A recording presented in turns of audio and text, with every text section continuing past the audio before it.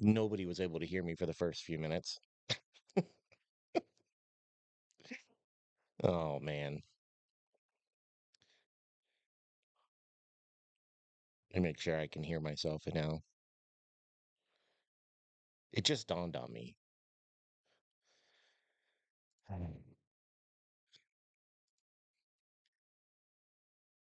This is, you think I'd be better at this by now.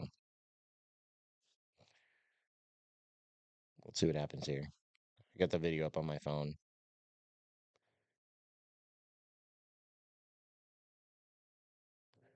Right?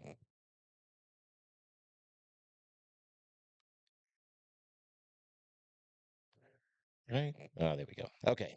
So now everybody can hear me. Okay. So what I was saying was, let's start this over. We're going to be watching a YouTube video about a serial killer today, one that I had no idea was even happening.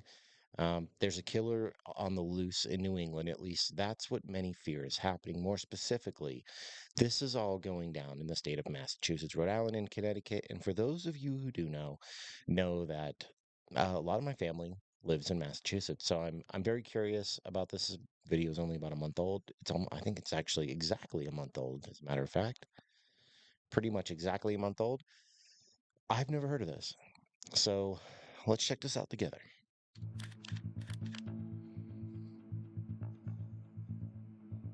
Every town has a dark side. And there's a serial killer on the loose in New England. At least that's what many fear is happening.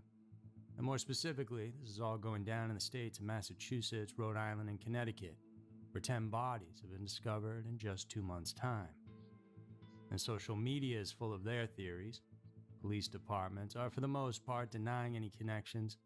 And the grieving families, That's pretty they're all common. caught in the crossfire. Usually, when there's a serial killer on the loose, the police will do anything within their power to not say that it's a serial killer until they know for like 100% sure. But you would think historically they would try a different approach because every time they do this, it seems like more people end up dying. The pattern is unsettling. Bodies appearing in wooded areas, near waterways, along quiet paths where people once felt safe, and they're all within driving distance of one another. Which is why everyone's saying the same thing. There's a killer out there right now, at this very moment. But is it true? I hate to say it, but I'm not surprised. Hey guys, it's It's Andrew. Well, it's funny because I was just talking to Megan the other day. We were out. I forget what we were doing. We were out somewhere, and I looked at her and I was like, it's kind of crazy that we don't really have the kind of serial killers that we used to have. Like we used to have the Dahmers, and the Bundys and stuff like that. And I think a lot of it's been attributed to like lead paint and head trauma. Like we're starting to understand why. But I just find it strange that even with all the dark, seedy corners of this country, that we don't really have any well-known active serial killers today. welcome to another episode of Every Town Where Today. We're diving into what might be the beginning or middle of something terrifying. A pattern hiding in plain sight, and if it's real, it means there's a killer out there. And if they aren't caught, that means they're not finished yet. So let's head on over to the East Coast and figure out if there really is a serial killer in New England.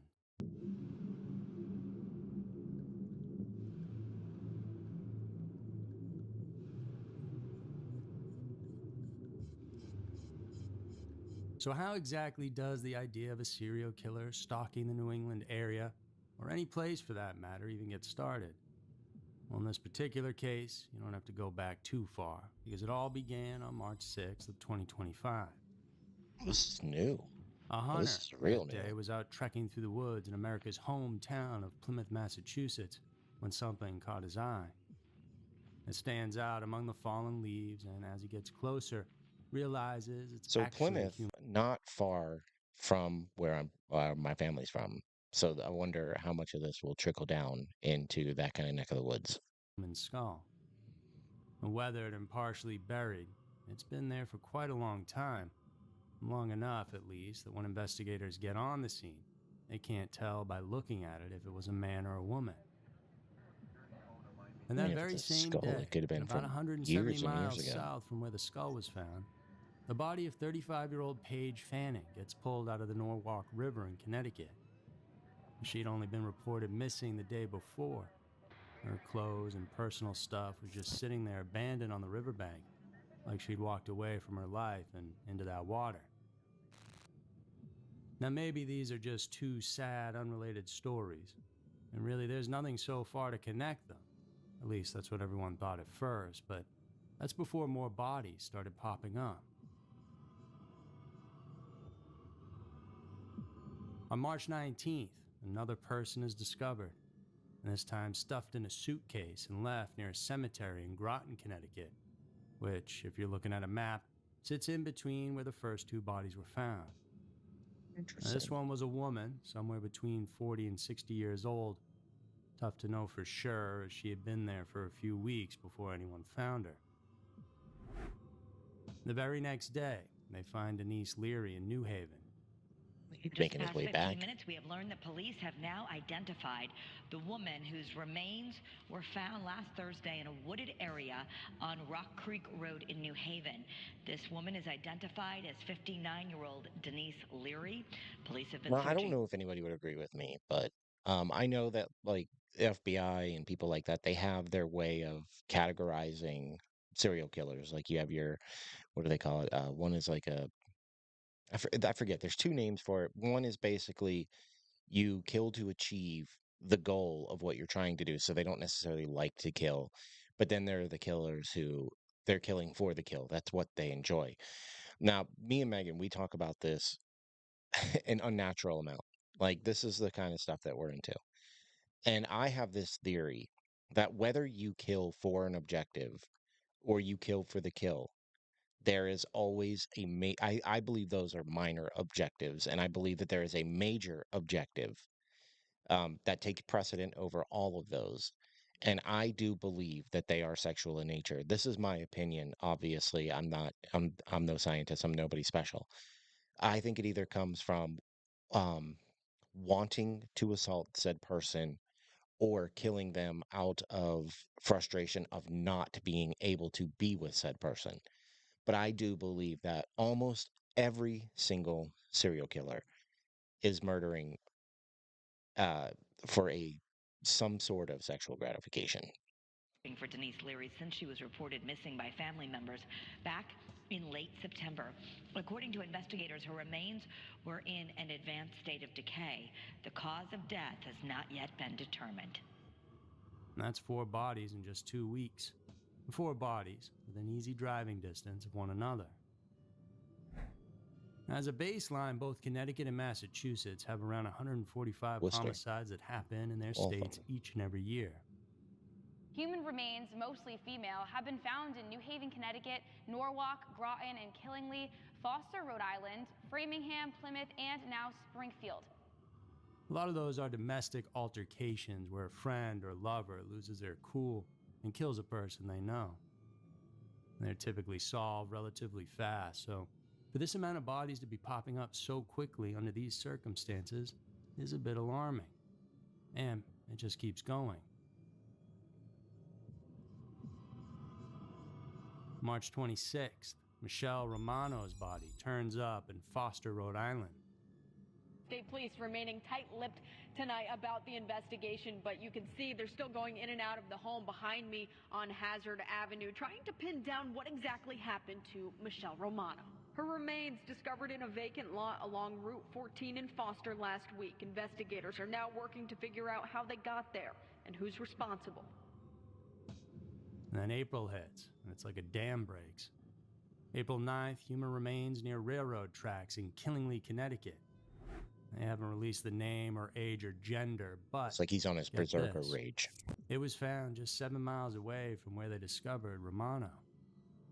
Out of all the square miles that New England takes up, that's amazingly close by to one another, don't you think? The following day, firefighters battling a brush fire stumbled across human remains near the Massachusetts Turnpike in Framingham. They said it had been there for several months. They wouldn't have found it had it not been for the blaze. April 20th, a boater spots a body floating in the Seekonk. Seekonk River in Definitely Rhode been Island. there. And 2 days after that, 45-year-old Megan Meredith is discovered near a bike trail in Springfield, Massachusetts. A woman who we now know to be Megan Meredith was found unresponsive in the area of Riverfront Park on Tuesday morning. She was unresponsive when she was found and later died. They're calling that one a See, homicide. I understand to try not to panic the people and, not just willy-nilly be like, it's a serial killer. But it is oddly suspicious that every single one of these murders, they do have a motive. They're all women between the ages of, say, like 30 and 60. And they're all within almost like the straight line with very slight deviations.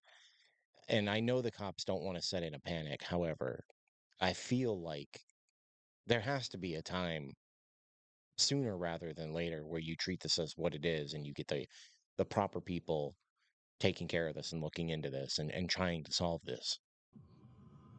April 25th, Samuel Stovall, a 51-year-old homeless man found in the Mill River in Taunton. Oh no, that's 2 where days I'm from. That's where I'm from. Oh no. Oh, I'm gonna have to call some family members and see what they know about this. later, another body in the water near Ferry Park in Rocky Hill, Connecticut gets pulled out. And she was 72-year-old Mary Colasano, who had been missing since March 30th, though no other details about her death have been given to the public.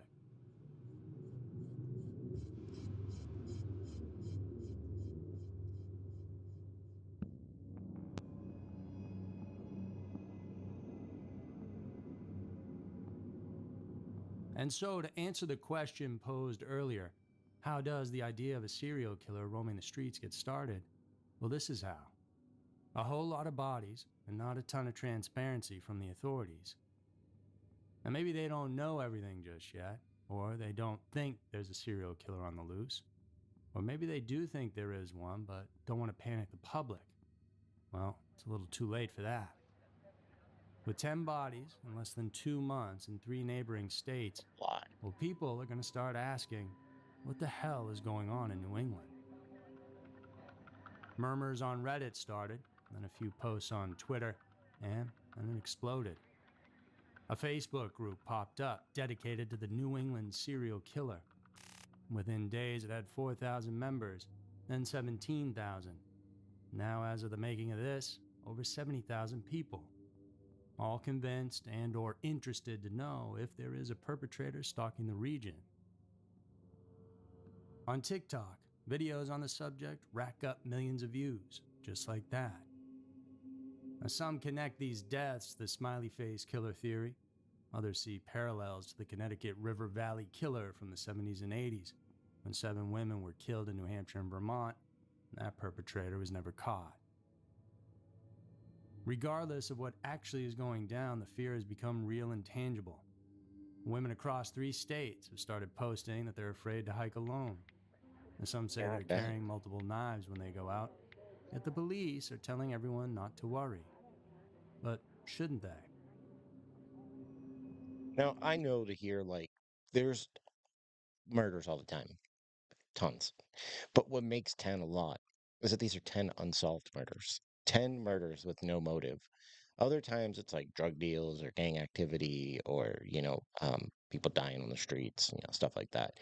But when you have 10 unsolved murders in such a short, span area, it it really makes you think like what is going on? And the fact that they're just telling people not to worry, it's no big deal is it's kind of alarming.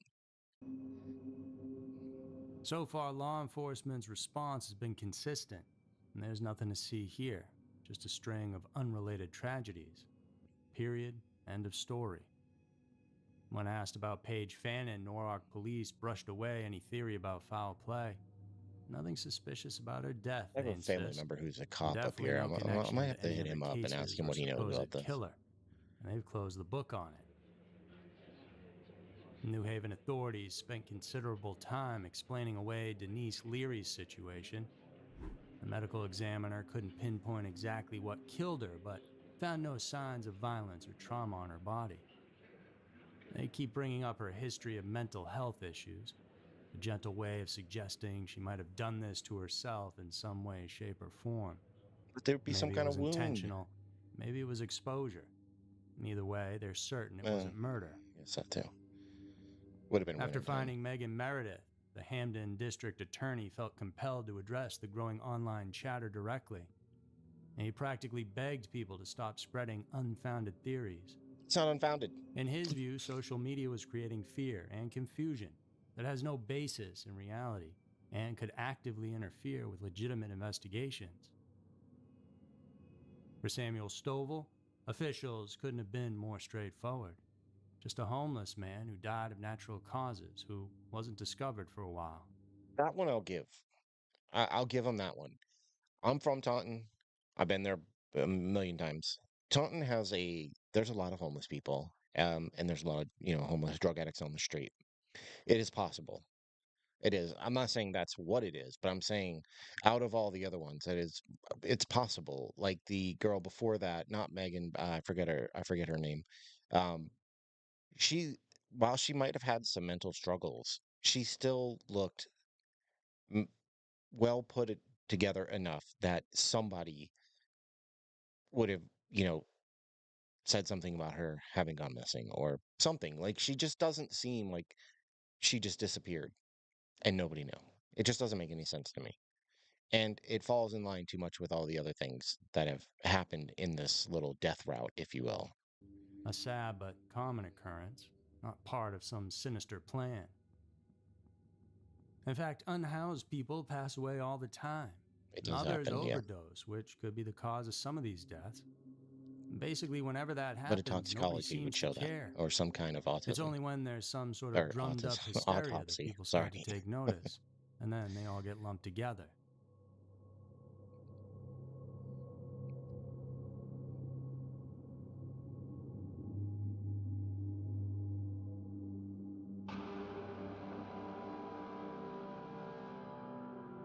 Music is creepy. Now, some cases have actually led to arrests and clear explanations. Remember that body in the suitcase near the cemetery in Groton?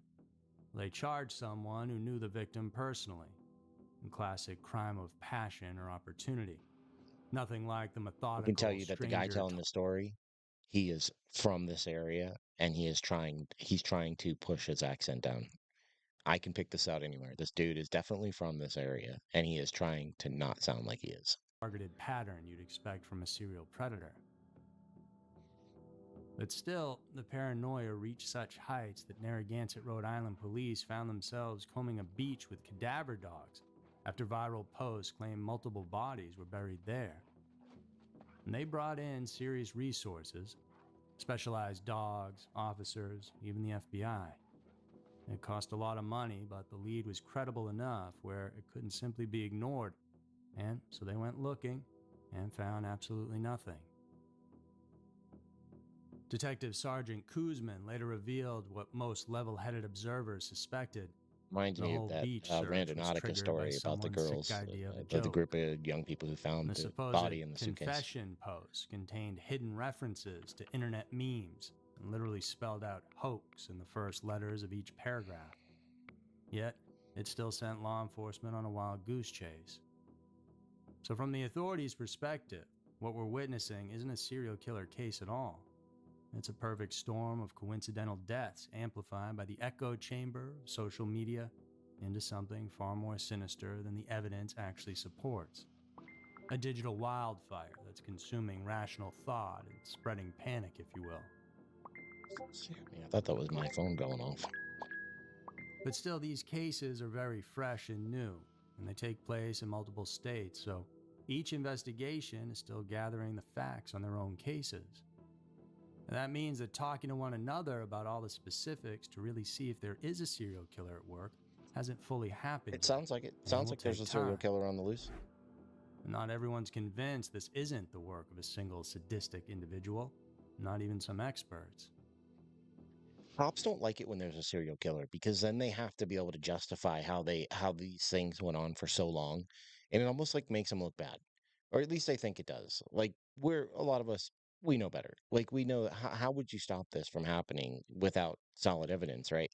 but I think police look at it as like a weakness, and I think they're afraid to label it what it is, you know, because they don't want to look bad. But I think it's time to start thinking in a different way. It needs to start being different. And Ted Williams is an attorney and former Washington, D.C. homicide detective. When he looks at these cases, he sees something concerning. And he told Fox News, anytime you find 10 bodies in any geographical location, it is very concerning to law enforcement. Must be. The big question that law enforcement has, though, when you find 10 bodies like this, is to try to show some kind of a nexus between these various areas in which these bodies have been found. Now, Williams doesn't say there's definitely a serial killer, but he doesn't dismiss it either. In fact, he suggests law enforcement agencies are probably talking about this very possibility behind closed doors. I would absolutely have to believe that in the New England corridor, where these bodies have come up, that there is communication between law enforcement agencies at these various venues and these various locations where bodies have been found to try to show if there is an actual nexus between the bodies and a specific, should we say, serial killer. I don't know what else you And call Peter it. Valentine, who teaches forensic science at the University of New Haven, points to a critical issue that might be flying under the radar as well. He says, there's some interesting breakdowns in communication that occur over state lines, over jurisdictional lanes. That means that two cities that aren't all that far apart from each other had similar situations and they didn't even realize it.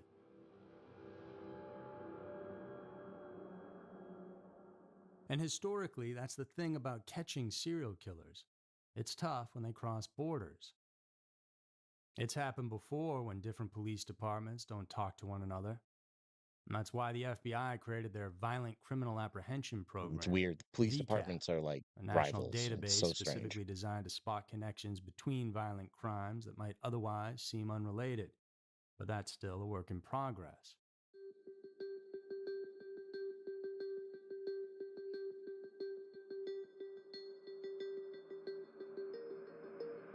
And so maybe, just maybe, the system that's supposed to see these patterns is exactly the system that might miss them. If that's the case, it wouldn't be the first time it's happened. Let me take you back to the summer of 1982, in the Green River in Washington State. Green River Killer. Bad dude. A young boy there is playing by the water. He makes a horrifying discovery.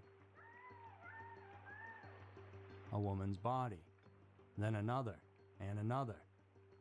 By the end of that summer, 5 women had been found in or near the river. The Green River Task Force was formed, and they had a profile and suspects. And they interviewed a quiet, unassuming painter named Gary Ridgway in 1984. He took a polygraph and passed it, and so they let him go. And while they were still looking for connections, well, Ridgway kept right on killing. One victim after another, women vanishing from street corners and truck stops, on the edges of society, and bodies turning up in wooded areas, near waterways, along quiet paths. Sound familiar? It took nearly 20 years in revolutionary DNA technology to finally catch the Green River Killer. And by then, he'd murdered at least 49 women, possibly more than 70 by his own admission. And for 2 decades, law enforcement had the killer in their grasp, even interviewed him, but couldn't connect the dots until it was too late for dozens of victims. We had a very strong circumstantial case against Gary Ridgway in 1987. What we didn't have was any physical evidence to substantiate the circumstances that we had. Now, had this technology been available to us in 1987, I'm quite certain that based on that pace-spear evidence and the circumstantial evidence that we had, I'm certain that we would have had an argument for taking this case to a prosecutor for charges. And this wasn't some remote failure. This happened in our lifetime many times, and it's bound to happen again. And drive about an hour south of where our New England serial killer story started, and you'll hit New Bedford, Massachusetts. Between 1988 and 89, 9 women disappeared from its streets. and their bodies started turning up along the highways around the city. The press called him the highway killer. The New Bedford highway killing case is one of the biggest investigations in Massachusetts history. More than 35 years later, we still don't know the serial killer's identity. But as the brother of one of the victims told me, people are still talking and tips are still flowing. All the victims shared similarities. They struggled with addiction, were involved in sex work, they were vulnerable.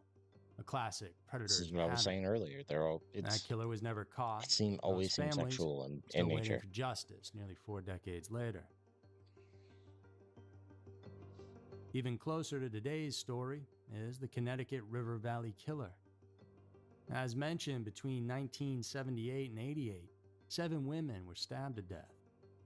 Their bodies were discovered in New Hampshire and Vermont, right across Those state guys that can lines that are go close long to the center periods of our without, current mystery. doing it, like wait a year. The police That's suspected a the man named scariest kind of Michael person. Nicolau for years. He lived in the area during the killings, moved away when they stopped, and New Year's Eve 2005, the SWAT team moves in on this West Tampa home. This man holds his wife and stepdaughter hostage, but as they close in on the house, Michael Nicolau opens fire, turning the gun on his wife, stepdaughter, and then himself. but they never collected enough evidence to conclusively tie him to the earlier murders. That case officially remains unsolved. It's safe to say it was him if he went through all that. And who could forget Ted Bundy? He could be the guy next door. Your fiance, your husband, your boyfriend, your lover. And then that evening, by his own determination, at his own discretion, transform himself into perhaps the most diabolical killer we've ever known. And he murdered across Washington, Utah, Colorado, and Florida, exploiting the exact same jurisdictional gaps we're talking about today. The states in Different which I states, lived in. different police departments, different databases. It took years to realize they were all hunting the same exact man.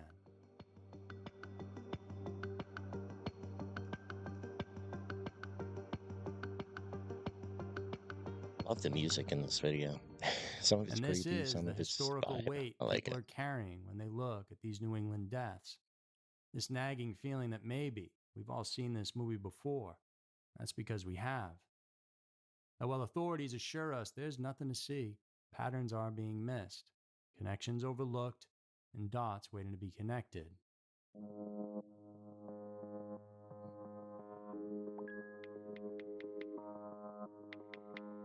The social media sleuth armchair detectives might be jumping to conclusions. They might be seeing monsters in the shadows, but when they fear something being missed in these deaths, they're just drawing on a documented history of cases where the system failed, where killers exploited the gaps. And who can blame them? Even with the official denials, some aspects of these cases make you wonder. At first, there's the sheer number, 10 bodies in less than 2 months. That's a lot, more than usual, so hard to ignore. Second, there are similarities in the discovery locations. Woods, water, paths, places just off the beaten track. Yep, out of the way. Hidden, Yep. but not too hidden. Like someone wanted the bodies to be found, eventually.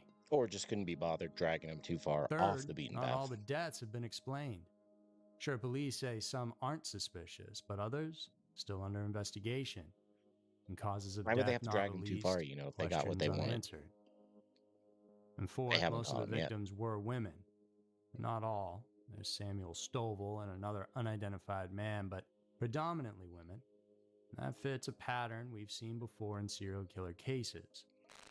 Though the ages do vary pretty widely, which is not the norm when it comes to killers, and typically they target the same type of person.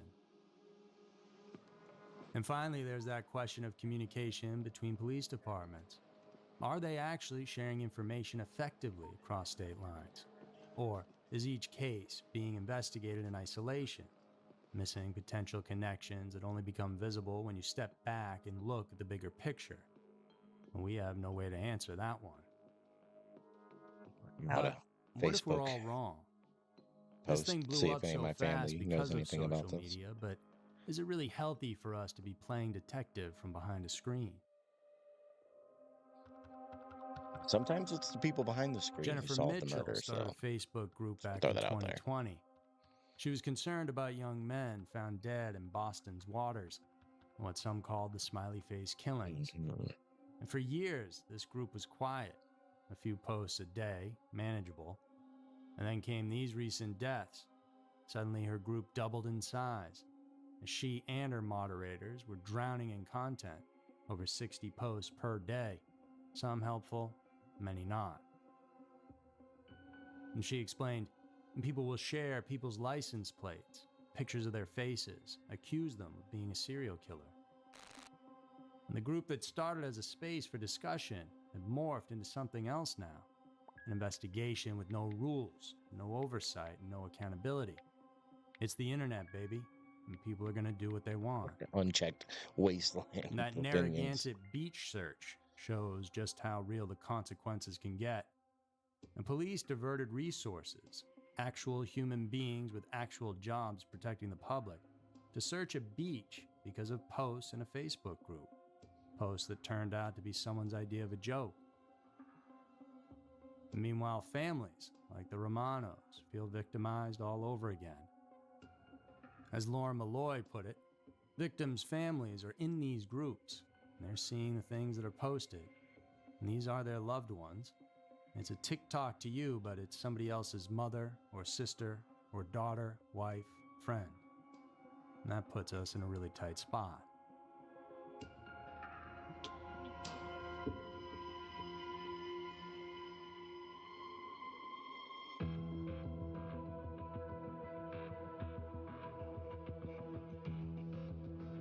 And so then, right now it's May of 2025, and we're still in the thick of it all. Police maintain there's no connection. This no was released in serial killer at the June. moment, It's now but July. I wonder online if the there's been theories any more multiply bodies found. daily. New Facebook posts, new TikToks, new Reddit threads connecting these deaths to historical cases or developing fresh theories about who might be responsible. On both sides, the investigations continue, of course. In the meantime, residents remain vigilant. Authorities keep on working and families mourn their losses, all while the conversation around what's really happening in New England grows louder by the day. And are these deaths connected by something darker than coincidence or not? Whatever the answer is, I truly hope we won't discover it too late. Let me know what your theories are. Remember to stay safe out there.